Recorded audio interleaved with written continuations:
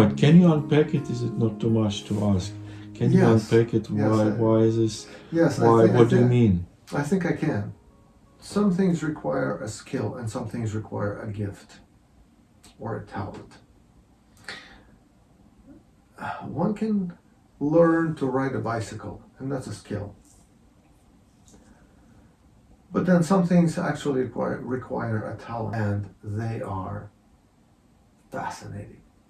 They are magnificent pastors. If I were to be in my life, if I were to attempt to be like someone at all, I would have to say, I would like to be like Joel. Why do I have to pray the morning and evening prayers as they are described in the Jordanville prayer book? Why not some other prayer book? Why this prayer book and not some other prayer book?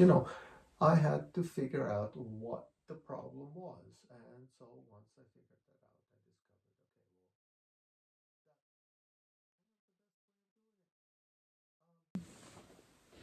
I discovered, Hello. I'm trying something I haven't done before, and this is really should be really interesting. I'm not smiling, but it's going to be good. So we are hosting a friendly channel or whatever the name for this on Substack, and here is the Phronimo man, Father Sergei Sveshnikov, visiting this day in the life of the church. So, can you see him? You're going to see him more than you will be seeing me. So, because he is under the spotlight, he will be doing the talk. And I will make sure that we have a good conversation. So, Отец Sergei, Father Serge, thanks so much for visiting us in Jordanville here. What is Phronio? What is Phronio? So, phroneo is, of course, from the Greek, meaning I think, and to me it was very important that we think. Now, I do not believe for a second that thinking, and rational thinking for that matter, is the only thing that there is that's important to our life, but it certainly is one of the very important things that we associate with, and so to think and to rationally think about problems and problems that affect our life is something that we do, and because we do that, I thought that was that was a very good name for the project. Right. I think so. You mentioned rational cognition, rational perception. So, what part is rational? How important is? What do you really mean by this rational? I don't think it's important at all, because I think most of our life is lived outside of rational cognition, outside of rational perception. I think that most of our life is lived in something that cannot be quantified.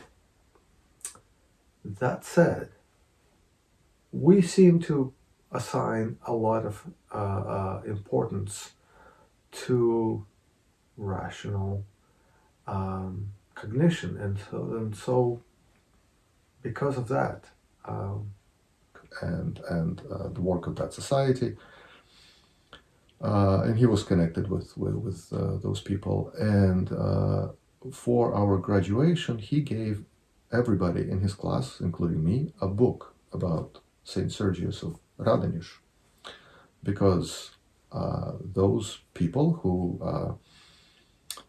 venerate Nicholas Roerich, they believe that he is a reincarnation of Saint Sergius, that in one of his previous lives he was in fact Saint Sergius. Now, the book was published by this society, but the text inside was not necessarily questionable in any way. It was, from what I remember, it was a talk given by a historian, Kluchevsky, about Saint It's a good Sergius. talk, yeah. And so I read it, and I remember telling my wife later.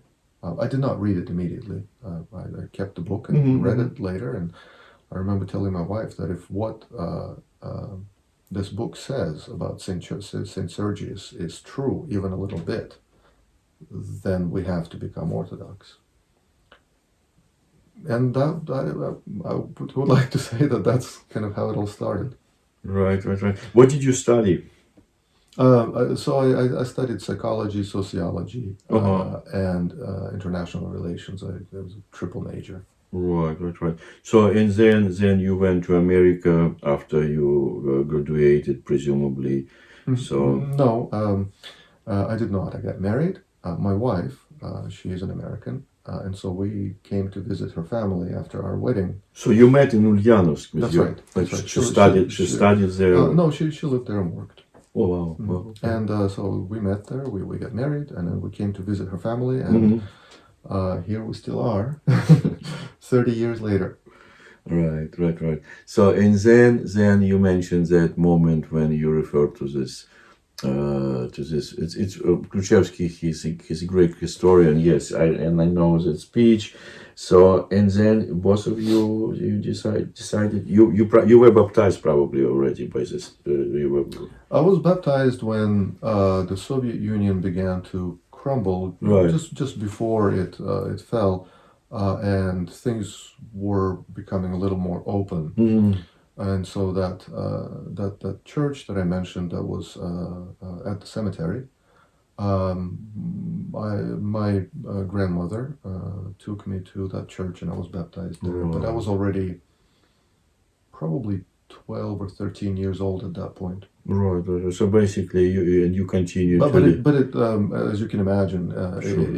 The baptism did not involve any sort of an explanation as to what it is or what Christianity is, or any kind of catechetical lectures or Right. talks or anything. It was purely a mass production where many people were just getting That's how baptized it was. non-stop for a long time. That's how it was. Right. So when you came to America, and then there was this moment when you decided to become practicing Orthodox. Well, right. So when I came to America, I really had no idea that the Orthodox Church even existed in America, because in my mind it was a Russian church and there was no reason for it to exist in America. I did not even think to look.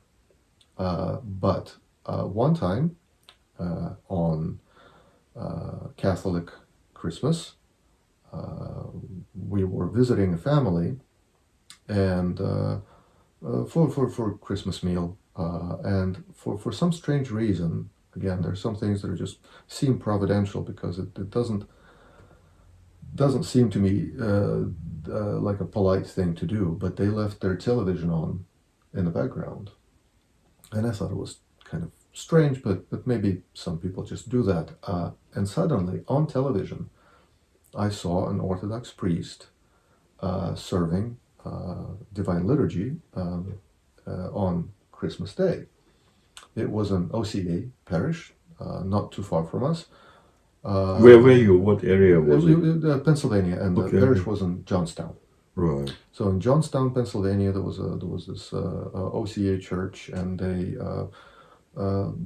followed the new calendar. So their Christmas was on Catholic Christmas, and that's how I saw it on television. And the very next week, I think, it was the very next Sunday, or very soon after, we just got in the car and drove to that church.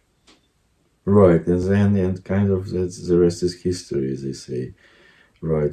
So, and then you were relocated. So you became, now I understand, based on your background in psychology and sociology, you became kind of a lay chaplain, right? A lay chaplain for the U.S. Navy. No. I did serve in the Navy, but not as a chaplain. And this is how we ended up in New Jersey, actually. Okay. Because when I joined the Navy, they gave us housing on Fort Dix. Right. Right. And when we moved there, we immediately started looking for a church. And I can't remember if we found it in the phone book or how it happened, but we ended up going to St. Vladimir's church in I think they call it Cassville now, but it's at the time it was Jackson. Right. That explains. So that explains. And that's how you got involved with the Russian Church abroad, and so and ordained, and here you are. Yeah, and Father also mentioned that he serves right now as a chaplain for federal prisons, so that's his job. He has been priest for was going to be 25 years soon. So he was ordained in 2001. 2001 and served for 14 years in Molina, Oregon, in the New Martyrs Church, and in various different. So, Father, what exactly what you've been doing? What is your job description as a prison chaplain? So most of what a prison chaplain does has to do with maybe what one would recognize as legal work is making sure or protecting the religious freedom rights of inmates, whatever those inmates have to happen to profess as their religious conviction. And so what that really mostly means is protecting the rights and the privileges of what we all would recognize as religious freedoms for ourselves and certainly for those incarcerated. You have to travel. Do you have to travel visiting various facilities, or what exactly? No. Most generally speaking, job of a chaplain in the federal prison system consists of being assigned to a specific facility where the chaplain is then employed and conducts the majority of his or her Right. work within that context. Right. So, and I learned from you that in the Russian Church abroad, all chaplains they used to be attached to the diocese of Chicago and Mid America. That is still actually correct. So all chaplains, all chaplains within the Russian Church abroad are still under the jurisdiction of the Mid-American Diocese, and actually, as of right now, under the jurisdiction of Father Christopher Allen, who is the chaplain supervisor, so to speak, of all the Raw Corps chaplain priests that we have in our church. Father Christopher is a chaplain himself, a military chaplain, and a wonderful priest and a good friend of mine. And he is taking care of chaplaincy corps for our church. Archbishop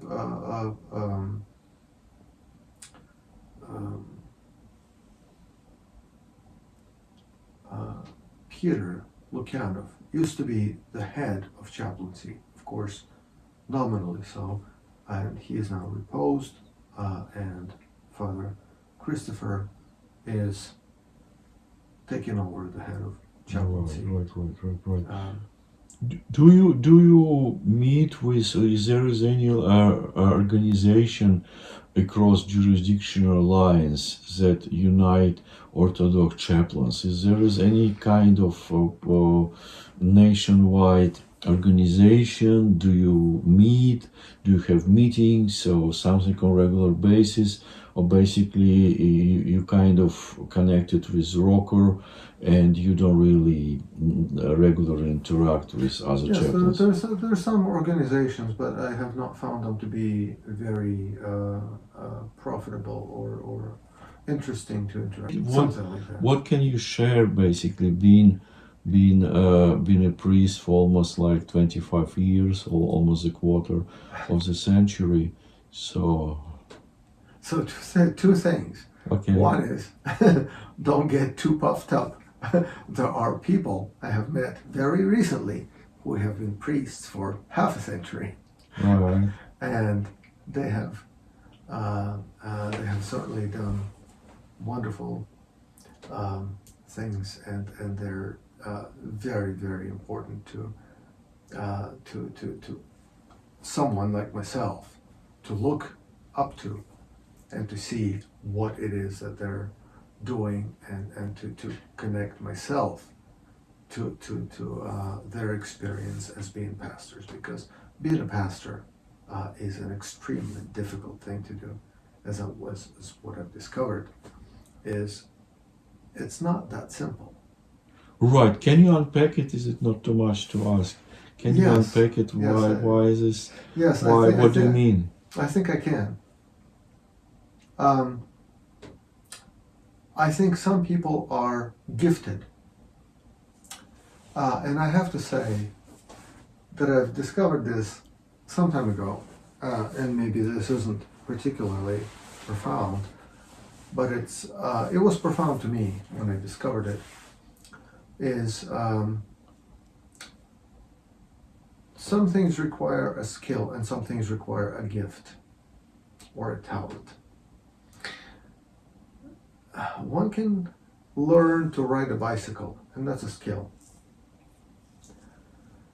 But then some things actually require a talent or a gift.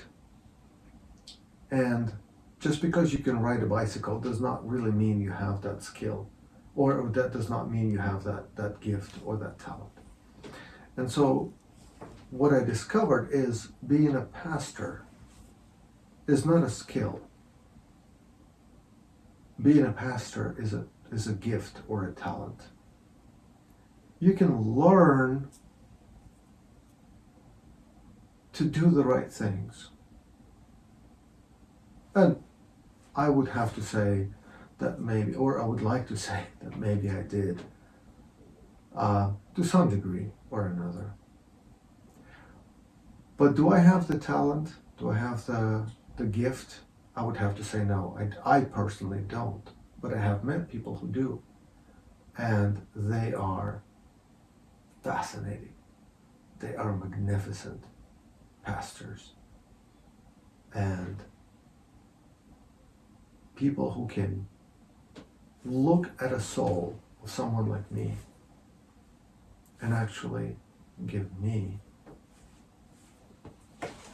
a piece of advice that fits right where it belongs, which is extremely difficult.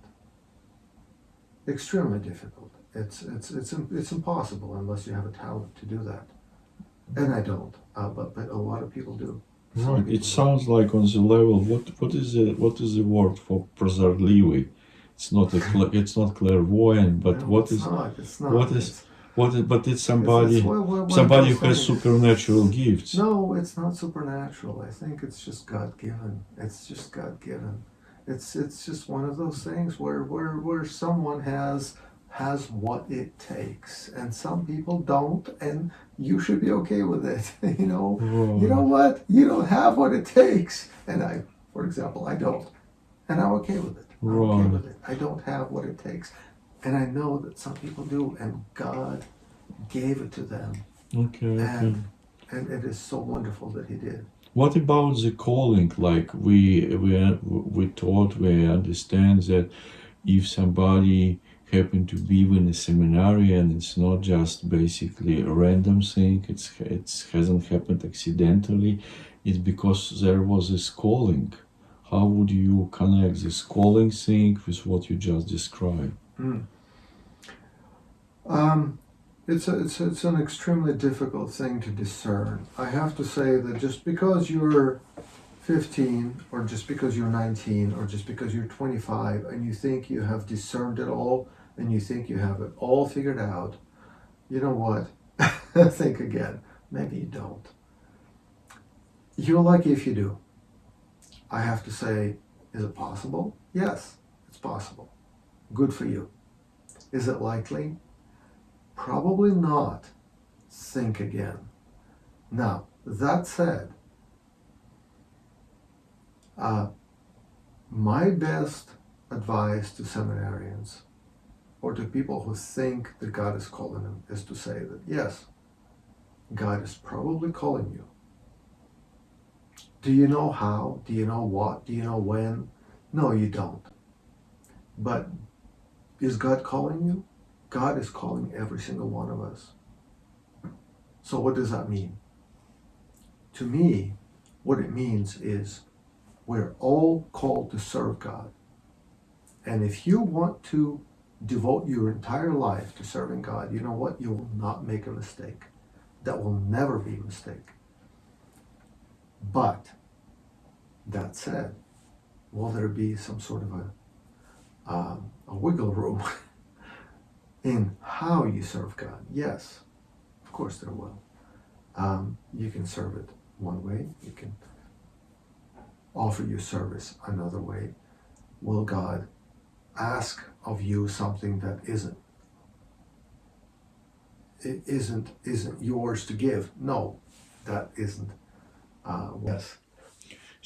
But what have you learned? What have you learned for being you were ordained when you were in your 20s, I'm figuring, right? That's right. So what I learned, I wish I had learned much earlier. But by now, what I learned is I'm not the savior. I wish I were, and that is a very horrible thing to wish. But no, I'm not. Christ is, and so there are some things I can do, and there are many things, most things I cannot, and probably should not. Um, if I were to be in my life, if I were to attempt to be like someone at all, I would have to say I would like to be like Father Boris Kitsenko, Who is he? Who is Father Boris? who was the pastor of Saint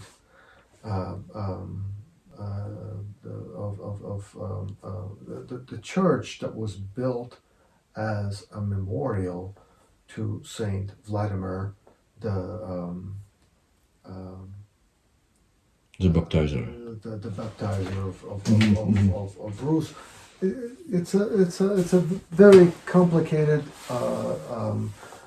community, a very complicated church, very complicated time period, and I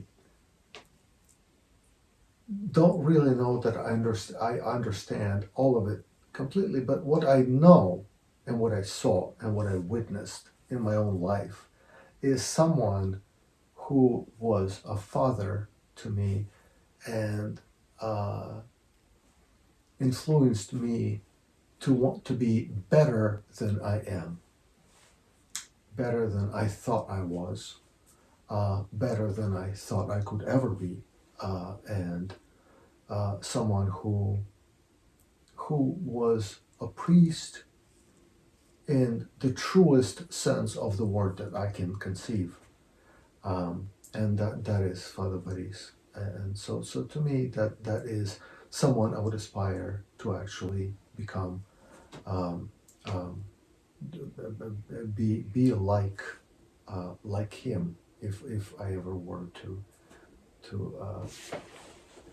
dare to aspire to that particular. Basically, to what extent you you can apply your sort of intuition, right? So kind of it's you're not just copyist, like you mentioned. Your father Boris is your role model, but actually, but you are not Father Boris. If you would be just mechanically copying Father Boris, I don't think that's going to work. So there is also your part. So that's what I mean. Sort Right. of your experience, your God's feelings, your insights, and so on. Right, that's right. That I think it's impossible to copy anyone, and if it were possible to be like exactly like someone else, someone would have already done that, Right. and we know that it's simply not happening. It's not possible. So to try to figure out what it's like to be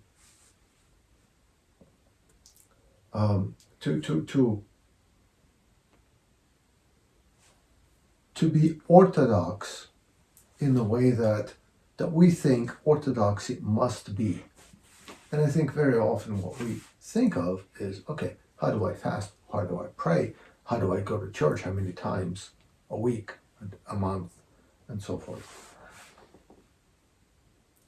What else do we think of being orthodox? Do we think of believing certain things? Do we think of confessing certain things? Do we think of being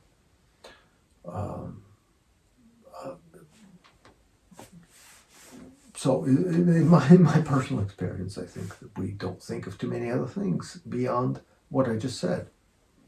What is it to be Orthodox? What is it actually? Is it to go to Vespers tonight? Is it to go to Vespers and Matins? Is it to go to liturgy tomorrow at 6 in the morning? Perhaps. Is it to fast? To fast as in which way do we fast by not eating? Do we fast by eating chicken soup? Do we fast by not eating chicken soup? Do we fast by at what time do we partake of whatever it is that we choose to partake? To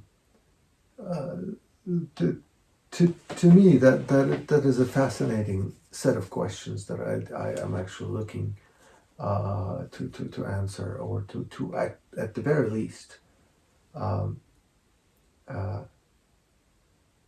look for answers. Right, and I gather from what you just said that you still not necessarily have an answer to share for this question. What does this mean to be an Orthodox Christian? I absolutely hope that I do not have an answer to share. Why If so? I if I had an answer, I would probably start some sort of like a sect, or some sort of a I don't know, one of those fake religions that promises something that it does not deliver. No, I absolutely hope I do not have an answer to share.